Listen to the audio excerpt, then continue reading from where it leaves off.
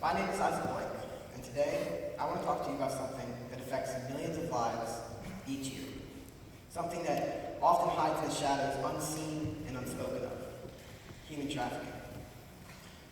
Before I begin, I want to tell you a story. It's a story of a young girl named Ashley. Ashley was a normal teenager, like anyone else.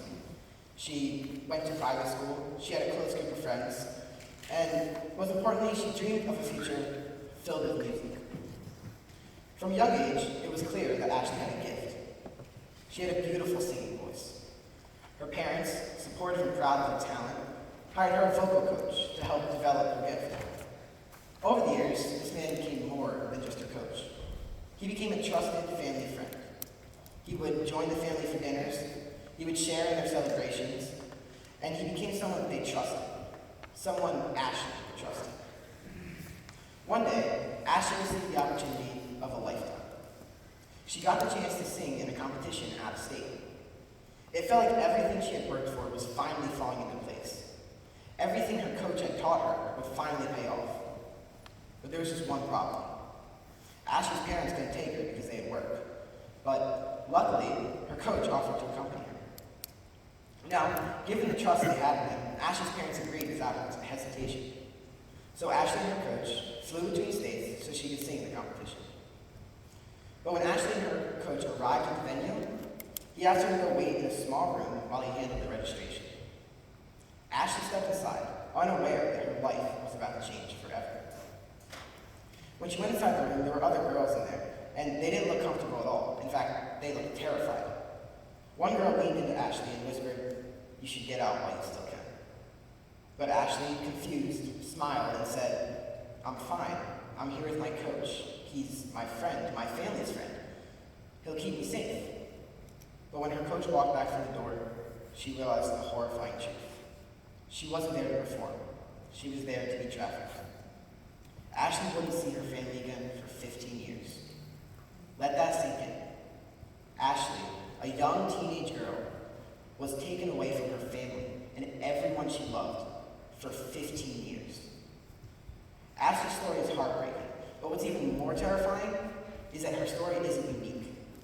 Stories like hers happen across every country, across every state, and across every community, every single day.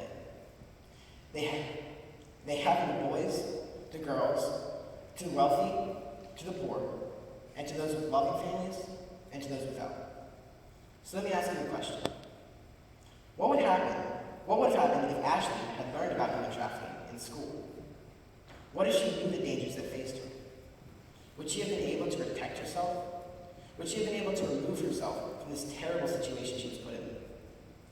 Well, to effectively fight the growing numbers of human trafficking throughout the world, schools should be required to have an educational segment on human trafficking to teach kids about the potential dangers and warning signs of trafficking.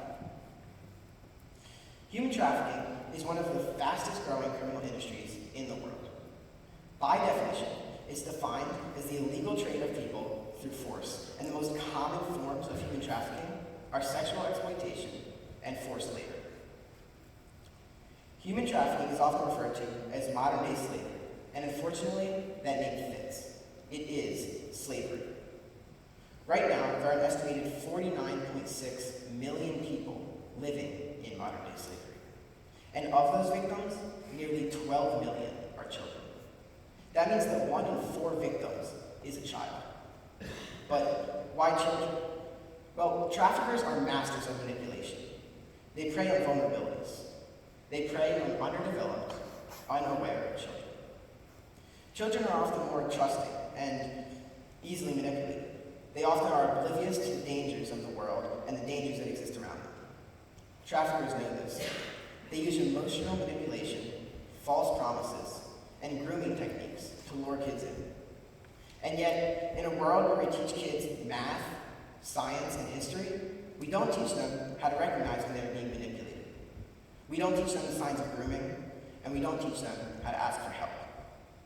So let me ask you this. What good is algebra to a child who gets trafficked before graduation? What does biology matter to a child who never makes it home? We spend years teaching students how to solve equations or write essays, but if we aren't also teaching them how to protect themselves, then we are failing them in the most basic way. That must change. Education is one of the most powerful tools we have to fight human trafficking.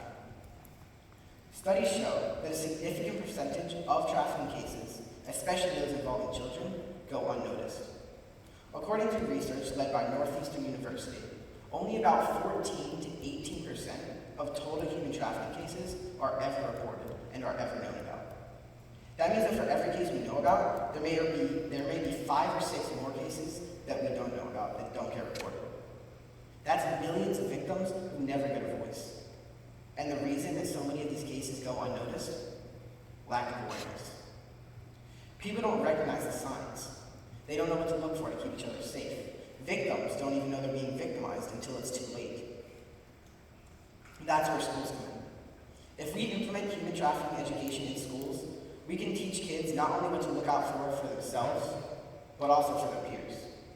We can equip teachers and counselors with the training to recognize signs, such as a sudden change in a student's behavior, unexplained absences, a withdrawal from social groups, or an unusual attachment to an older adult.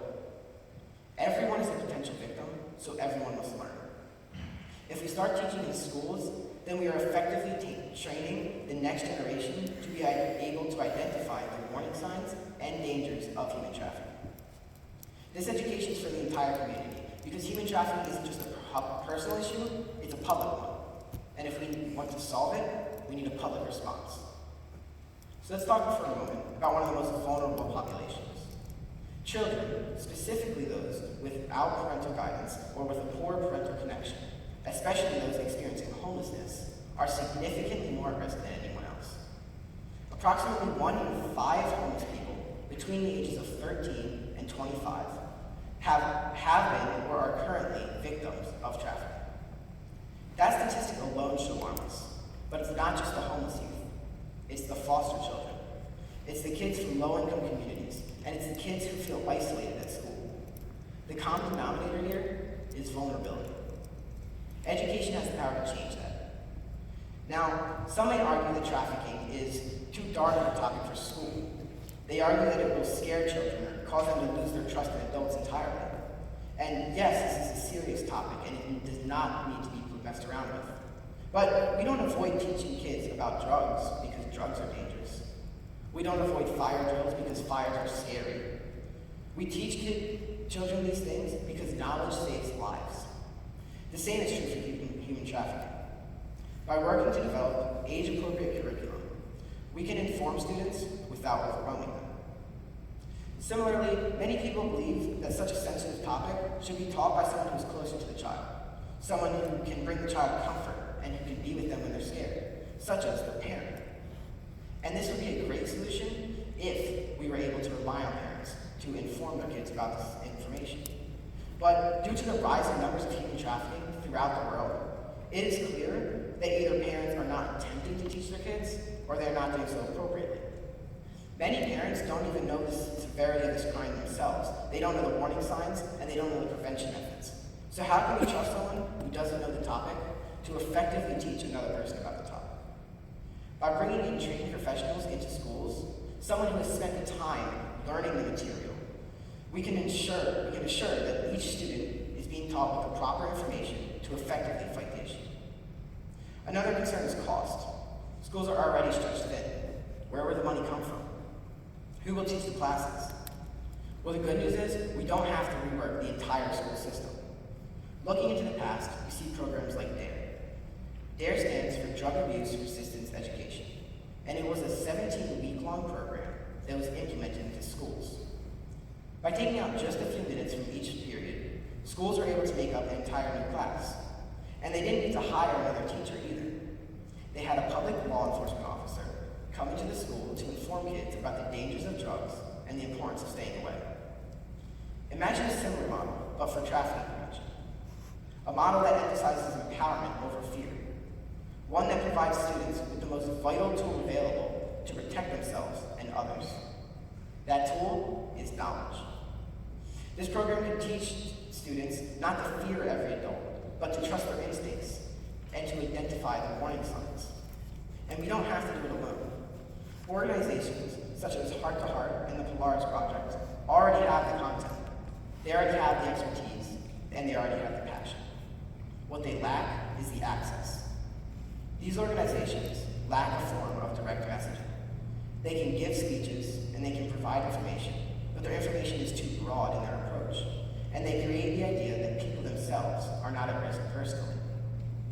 This can be dangerous because it makes people believe that they do not personally need to react. Schools can give them that direct messaging. When we combine the reach of schools with the knowledge of experts, we can get rid of the manipulation and the secrecy that traffickers rely on. But let's not forget about the role of teachers. In many students' lives, especially the students who struggle with a parental connection, a teacher can emerge as the most constant and trusted adult figure they know. A teacher who notices something is off, like a student's sudden change in behavior, a student's fear, or a student's silence, can be the first line of defense for that student.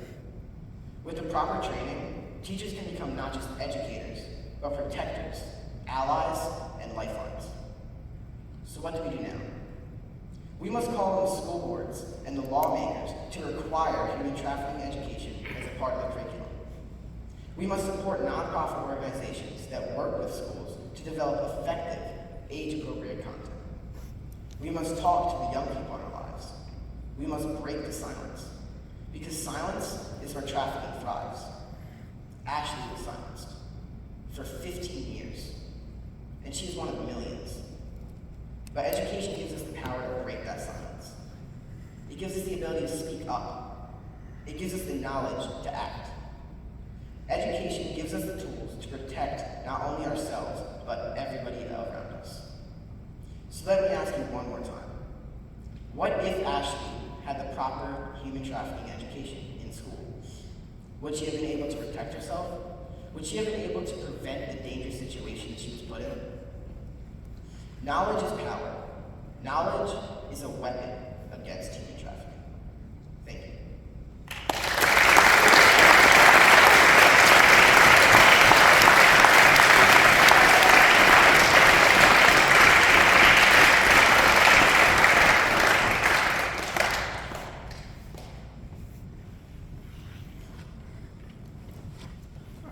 I'll start things off. From your thesis paper, and I don't think the exact statistic came up tonight, but you talked about from 2011 to 2020, there was a 62% rise. Do you remember that? Yeah. Saying that? Okay, so I was looking into the footnote and the supporting document you pulled that from, and it seemed the 62% rise was in cases referred to prosecutors, to actually be prosecuted. So if in 9 years we now have greater prosecutions, does that mean the problem is getting better because we're prosecuting the traffickers? Or does it mean that it's getting worse? It does not necessarily mean that the problem is getting better or getting fixed at all, but the amount that we are seeing is rising. So the numbers of human trafficking could be necessarily rising, but as I did mention, a lot of this crime is hidden. It often goes unseen. So we are not exactly sure the exact numbers and not exactly sure what percent of it is reported. Again, in my paper and in my speech, I mentioned 14 to 18% of cases are known about. So the problem could be rising, most likely is rising, just due to increase in population. More people will be trafficked just because of that. So it does not necessarily mean the problem is getting better, we're just finding new ways to identify the issue. Hi, good job. I agree with your thesis that the only way to minimize this problem is to bring awareness to education at every school nationwide. If such a programs were implemented nationwide, what would you think would be a way to measure the success of this effort so it doesn't become like another failure like the DARE program, the drug programs that they were implementing back then?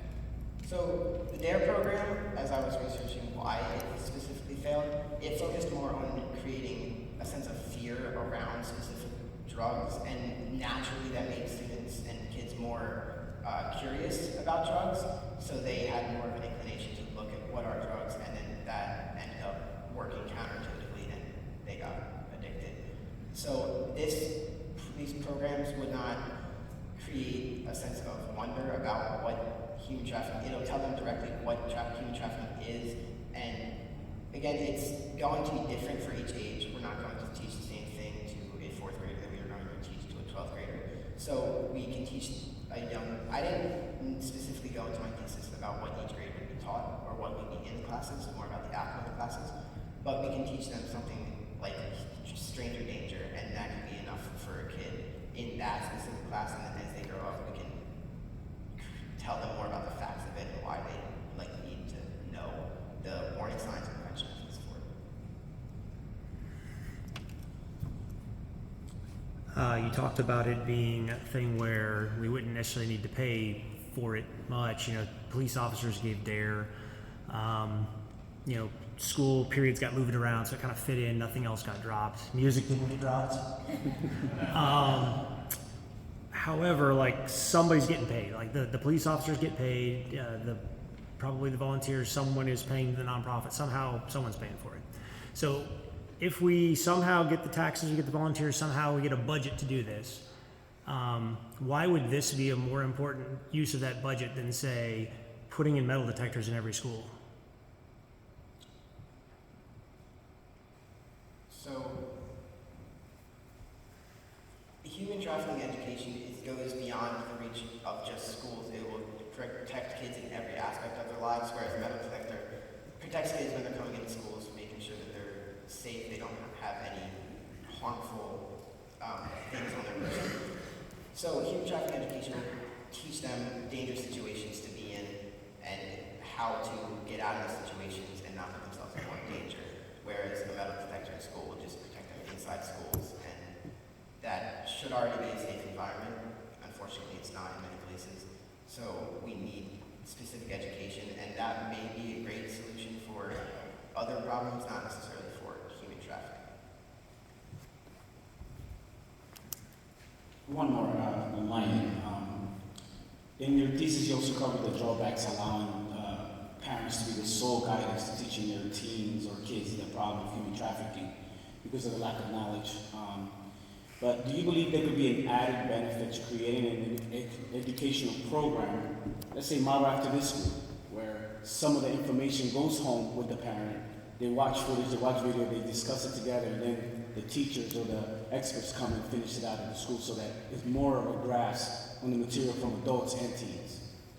So there is no way for us to guarantee that a parent would be taught. We can't exactly tell them what to do, and we can't specifically sit them down in a class to teach them the same way we can for students.